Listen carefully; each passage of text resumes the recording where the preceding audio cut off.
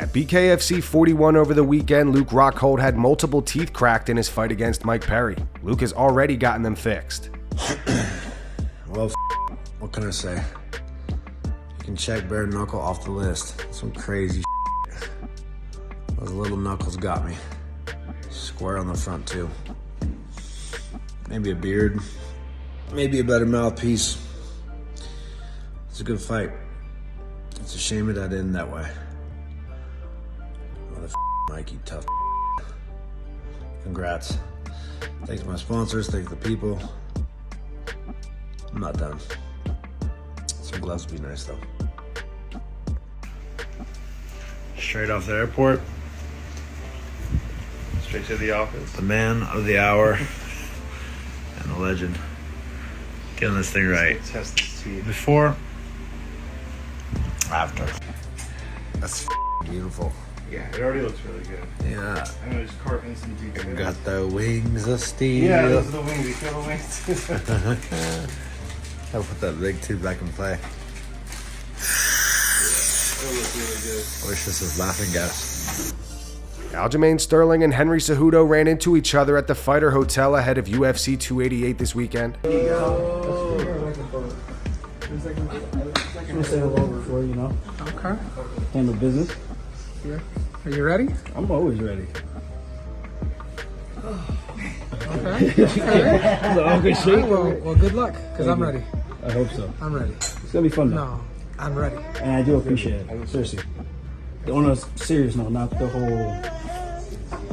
So I didn't think you were serious, but I'm glad to see that you are. I am. This has been a good camp for me. It's been a good camp. We have a solid team. And my job's to get it done, dude. You know? And I know how much you want, you know, defend. You're in your backyard. But I'm ready, dude. I'm ready. I hope so, man. It's know? gonna be a good show for the fans. That's all I care about. As long as it's a good show, I know I'm gonna make my money. I'm gonna do it in a good way and put on a good performance. And I'm sorry, man, but fortunately, this is how the game goes. You gotta crush another man's dreams, you know. So I hope you're ready. 145 pounds. Good luck. You too. I'm ready.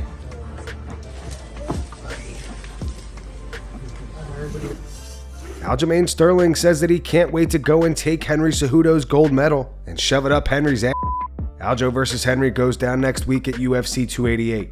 Speaking to MMAfighting.com, Aljo said there's no animosity. I don't want to come off that way. I'm not trying to force anything. I'm not trying to fake anything, but the guy talks a lot. Sat on the sidelines and talked so much and criticized everybody. No disrespect, but it's almost like what Khabib did. When Khabib retired, he started to become a lot more vocal. And it wasn't vocal in a very humble or respectful way. I feel like, and I don't know if he did that intentionally, or he didn't realize the way it was coming off. Henry's doing that, but I think it's very intentional and deliberate, and someone needs to smack him in the face. Thankfully, he's actually coming back, so I get to be the guy to smack him in the face. I do my homework, and I'm not taking anything away from Henry. He beat the guys they put in front of him. The same thing I've been able to do, and that's the fight game. That's all you can control. But I will say he definitely dodged a bullet leaving when he left, because there would have been killer after killer coming after him, and guys twice his height almost, and that's a big difference. I really do think that. I don't want to say he's untested, but we don't really know what he can do in this division yet. And I think I'm going to be the true measuring stick to see where he's at. We're going to see, because if I do the things that I think I could do to him, I think he might contemplate going back down to 125, or just really retiring again, this time for good. I predict that I take Henry down 3 or 4 times in this fight. I really do. I think once I get my hands on him, he's going to realize what people say about me is actually true. I'm a bigger guy, I've got the longer reach, the longer limbs, and all I need to do is lock my hands. If I lock my hands, that's a bad situation to be in. I can't wait to go out there and take that gold medal and shove it up his ass and hand him a nice L for his efforts. I plan on going out there and showing him that ring rust is a real thing and Father Time is undefeated. You can't sit there and take 3 years off and then come off the couch and think that everybody's going to be like John Jones and have this spectacular athletic curve. The difference between him and John Jones and him and George St. Pierre are the guys that they are fighting when they came back. No disrespect to anyone, Ciryl Gane is very athletic, but the guy can't wrestle. Let's just call it what it is. Michael Bisping versus GSP, those guys train with each other. There's a reason why GSP was okay with taking that fight against Michael Bisping as opposed to any other middleweight out there. Now, yes, Cejudo is trying to come back and do the same thing. The difference is he's not fighting someone who can't wrestle. He's not fighting someone who can't strike. He's fighting a well-rounded guy who is probably going to be the most dangerous guy to come back to do that against. In the sense of all those guys who tried it, he's going to have the toughest road ahead of him. We'll see if he's ready for it. May the better man win, but I truly think and believe that I'm going to show that I'm here for a reason, and I'm the better guy at this point in time. Henry can say whatever he wants. I think I've shown that even if the world is against me, I'm going to fight back. I'll chirp back and nothing is going to get inside my head, and nothing's going to deter me from doing and believing in what I believe in. I think after this fight, Henry Cejudo disappears into the darkness again, going into the abyss depending on how bad he gets his ass whooped. That's what I really do think.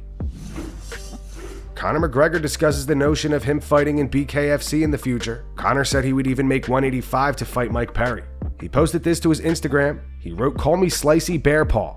Styles make fights, as well as rule sets, as well as everything. If you are scared to go to church, I was called into the bare knuckle ring last night. I fear nothing. No man that breathes air. I only fear God and abide by God. And if God guides me to a professional bare knuckle fight in my time for my new world title, I do. Great night last night.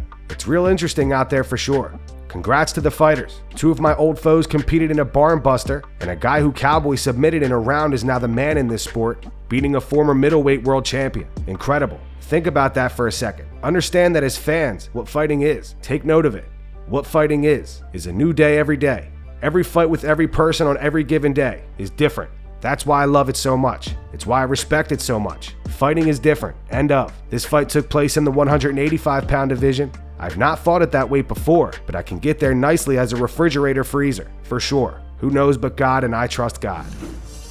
Justin Gaethje reveals the UFC attempted to book the Ultimate Fighter with him and Dustin Poirier as coaches. However, Dustin turned it down. Speaking to Daniel Cormier, Gaethje said, "Before I signed the Fizzy fight, they asked me if I wanted to do the Ultimate Fighter against Poirier, and he said no. I don't blame him.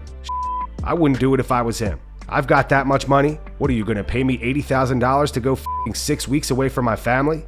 No thanks." And that's going to wrap it up for the news. Thanks for watching. If you enjoyed the video, be sure to subscribe to Full Mount MMA and click the bell icon to be notified when we post future ones. Here are the 3 top comments from last video. The first one's from Nate Marks. It says, "Mike Perry was built for bare knuckle. I am glad he is finally getting the attention he deserves." The second one's from Isaac. It's in reference to Jorge Masvidal defending Nate Diaz. It says, "Masvidal, you can't just run up on people and disrespect their personal space.